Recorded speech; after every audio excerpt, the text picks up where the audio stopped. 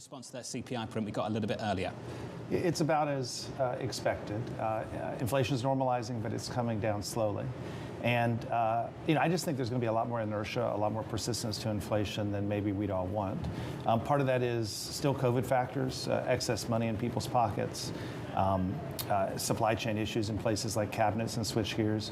Part of it is business factors. There are businesses out there still trying to recover lost margin. Welcome back to the Warlords of Wall Street. I'm Thomas Pride. Here's today's update. The morning started off with the regional Federal Reserve executives continuing to tout the higher for longer mantra. Here's the real world effect of keeping the rates higher for longer and perhaps keeping them higher for longer for several more months. I'm going to offer a quick lesson on how the relationship between the Federal Reserve and the banks actually work. I know that this isn't really exciting stuff for most of you, but this is the tail that wags the dog of the financial world and is certainly the narrative that's controlling the discussion right now. Let's say, for an example, you deposit $1 in a bank. Some little old lady walks in, makes a deposit for a CD. The way banks work is they take that dollar over to the Federal Reserve's window. The deal with the Federal Reserve and the banks is the bank is allowed to borrow $10 for every dollar put up for collateral. Now, over the last 15 years, the Fed window was only charging the banks anywhere from 0 to 0.25% for interest. For years, the rate was 0. Today, because of all of the actions of the Federal Reserve over the last several months to try to control and knock down inflation, that rate now stands at 4.5, and it's expected to go north of 5%. That seems to be what the Fed has decided is the magic number for bringing everything to heel. With the rate of 4.5%, that changes everything in the relationship between the banks and the Federal Reserves. Banks, although they're required by law to do so, hate giving loans on much of anything, especially home mortgages, at around 6% right now, but then they have to tie up that money for 30 years, especially when that money costs them 4.5% and soon 5%. That's only a 25% return in profit, although that's outrageous by most people's standards. Imagine the Federal Reserve was charging 0 not so long ago. And at a 3% mortgage not so long ago, and their cost, and I'm even going to ramp it up. Let's just say that the new cost is going to be, or the old cost used to be 50 basis points. Charging a 3% on a mortgage for 30 years was a 500% return. Now you can see why the banks are walking money over to the Federal Reserve window, and they're not exactly excited about doing a mortgage.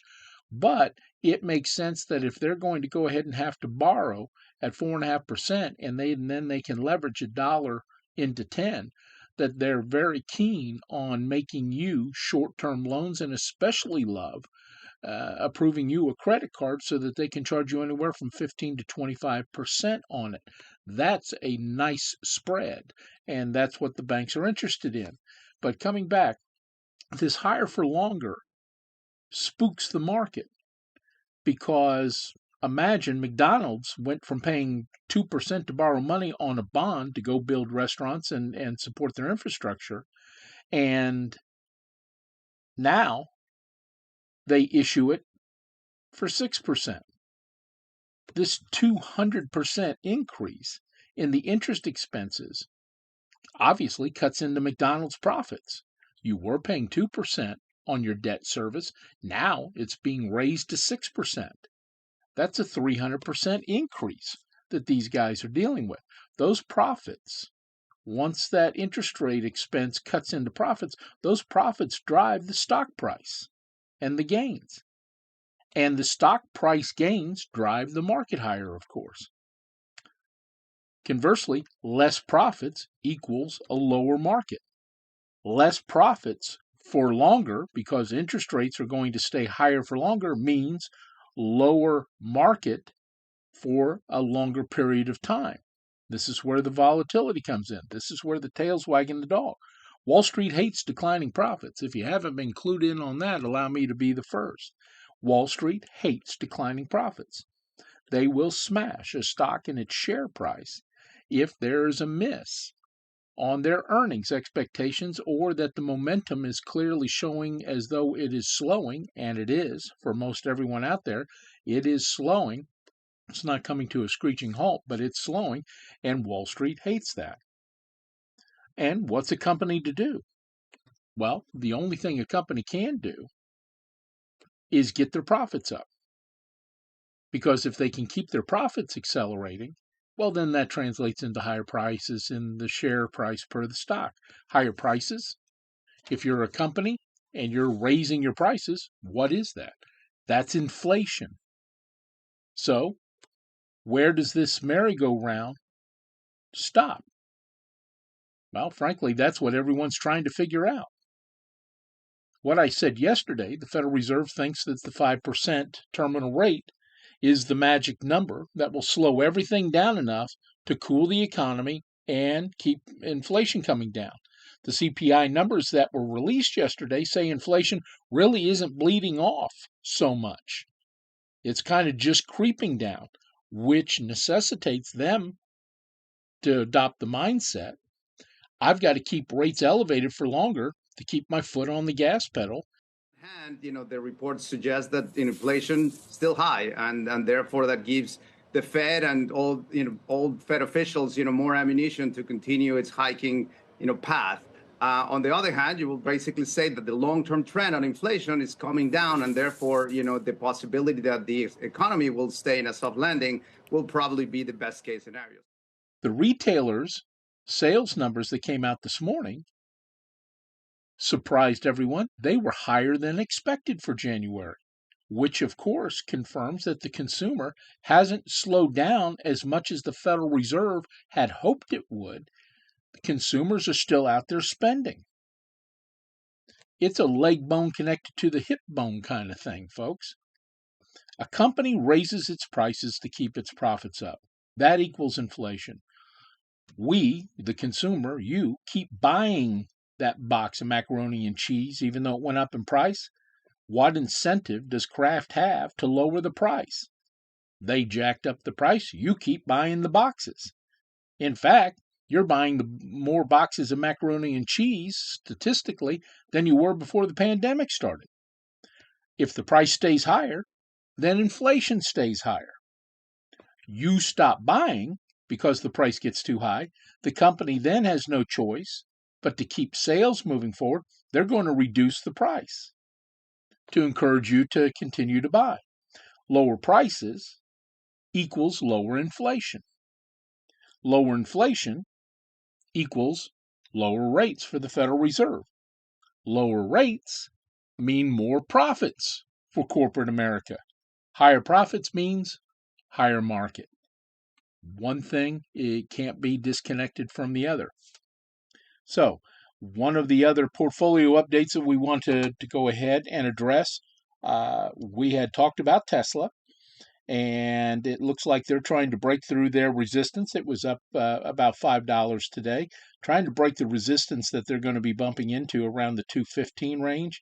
If they break through that, then the next step is probably 240. But as we said before, we really do believe that this thing might actually see a 300 before it's all said and done. So this becomes a long-term hold. Google seems to have stabilized a bit. She went up at the 95.96. She went up a couple dollars today, but we imagine it's going to stay here for just a little while until there's a positive catalyst that would drive it forward. Meta continues to bounce around at about this 175 range, give or take, and there should be some resistance here at between 175 to 180 until a positive catalyst arrives. And GT was just up a tick. So that was pretty much the portfolio's activities today. And frankly, because of the up and down in the market, we were looking at a couple of positions that we were thinking we might go ahead and take a taste of.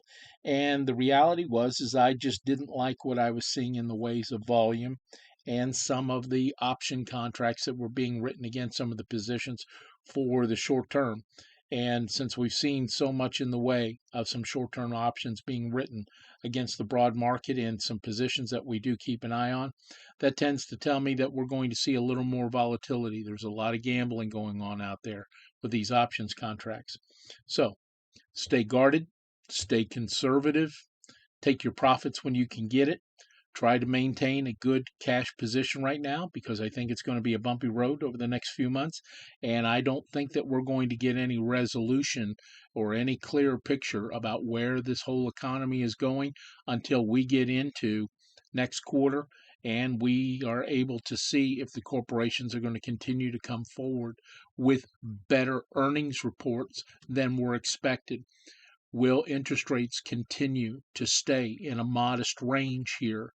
Will they, even though the Federal Reserve continues to probably going to raise another quarter of a point and maybe even another quarter of a point, we had hopes that they would be done by then, and I think they will be. But there were outside hopes, and I was one of those people in those camps that thought that we might actually see our first rate reduction in the last quarter of the year. That remains a hope of mine. But so long as these CPI numbers keep being sticky around this 6% range until we get into the fives and we start seeing losing 0.3 to 0.4 each month, I don't think we're going to see the Federal Reserve do much of anything other than just sit on its hands once it adds another 50 basis points to its federal rate at the window. I hope you have a great day, and we will see you tomorrow.